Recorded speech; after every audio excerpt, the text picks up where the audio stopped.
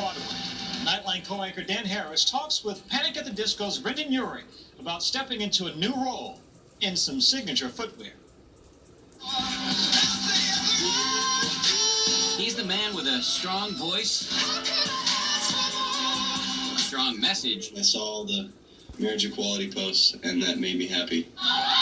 And an even stronger following.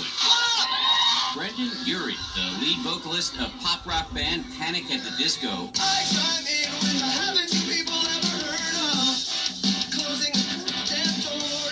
rising to fame in 2005 with the hit single I Write Sins, Not Tragedies. Newer songs such as Death of a Bachelor,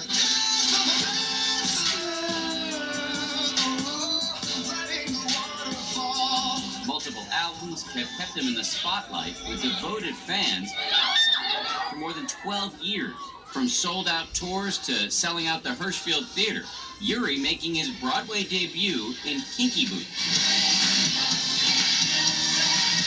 How did you end up going to Broadway? I've always wanted to do musical theater since I was a kid. I'm raised on musicals. We had a live version of Les Mis that I watched religiously. I thought it was so great. But it was an unexpected fan, Cyndi Lauper, who took the role as a Broadway fairy godmother. The legendary singer of Girls Just Want to Have Fun with a big voice and a big personality. We were looking, and she said, "Hey, did you ever see Panic in the Disco?" And I said, "Yeah." Along with her manager, handpicking Urie to star as Charlie Price in the Tony Award-winning musical. How would you say that Brenda's doing in this job? He's fantastic. Are you kidding me? I saw him the first night, and I knew. Night after night, Brendon bringing down the house as he raises theatergoers up.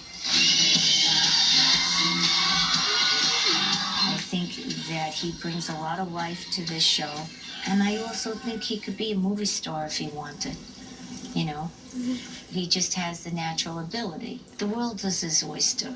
That natural ability was discovered at a young age. Brendon Urie, born into a Mormon family. At some point, you decided the church was not for you. Yes, it was pretty early age, actually. And I kind of drifted in and out just to please my parents, you know, for a few years, probably 3 to 4 years, from the time I was 12 to about 16, just trying to not be disrespectful to their wants and needs. Ironically, it was Sin City where he found his voice. I was born in St. George, Utah. My family moved all of us to Las Vegas when I was, I think, like 2.5. My mom says the first memory she has of me in the new house in Vegas was opening up the cabinets when she had just packed all the pots and pans away, pulling them out with like wooden spoons and just like banging on everything. It was like drums. I just wanted to make noise. I wanted to be heard. And eventually he would be by Pete Wentz from Fall Out Boy, who signed the band in 2004. How did Panic get started? Panic got started in high school. Our first bass player had gotten kicked out of his school, so instantly I liked him. And he came into my guitar class. He was wearing a band shirt, a Thrice t-shirt. We both really liked that band Thrice. I went up to him and I was like, "Hey man, I love Thrice. Let's talk music." We just started playing together, and I was like, "Oh, so you play bass?" And he's like, "Yeah." I was like, "Oh, I play guitar." He's like, "Oh, we need a guitar player. Our guy can't make a couple shows. Would you fill in for us for 2 shows?" I said, "Absolutely." And he introduced me to the band, and that was the first iteration of Panic at the Disco. 6 months later, Panic at the Disco put out their first demo. And then from then it was just a whirlwind of beautiful chaos. I don't even know. The band went through a cycle of various members over the years, but Urie remained a constant, as did his passionate fan base. It's a lot. Do you have time? I mean, is this like one day's fan mail? Or? No, this is a couple weeks. Urie using his popularity on social media to discuss issues he cares about with his fans. She apologized. She says, "I'm sorry in advance for being so formal in this letter, but that's adorable." There's a video that got a lot of attention of you getting emotional when marriage equality was passed by the Supreme Court. Even talking about it now, I'm starting to get a little choked up. It's going to be great. I remember that. That day was so huge. You know, I've been a huge advocate for just human rights in general. And, you know, a big portion of our fans are a part of the LGBTQ community. And I feel an affinity, you know, having experimented in the past as a teenager, having been, you know, close friends with a lot of people who have been bullied for it, for being who they are. Urie, who married his wife Sarah in 2013, says he feels a close sense of connection to his LGBTQ fans. I feel a part of the community, you know?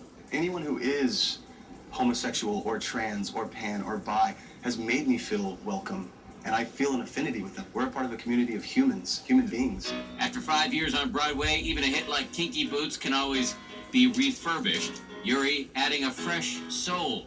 When will I be the soul of a man? The show's been around since 2013, and I would imagine when you've got a hit show like this, there's a lot of pressure to kind of keep it a hit. What impact has bringing in Brendon had on the energy here and the crowds, etc.? I think a big impact. I think that he brought in a new energy, a new audience. You know, your audience followed you here.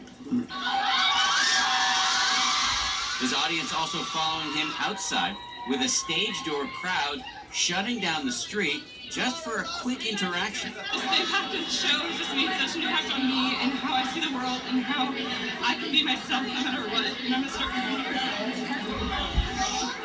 He really means a lot to me. Your connection with your fans, I would have to imagine how open you are is part of that. You talked a little bit about anxiety and depression. Do you talk about that with the fans? Is that a...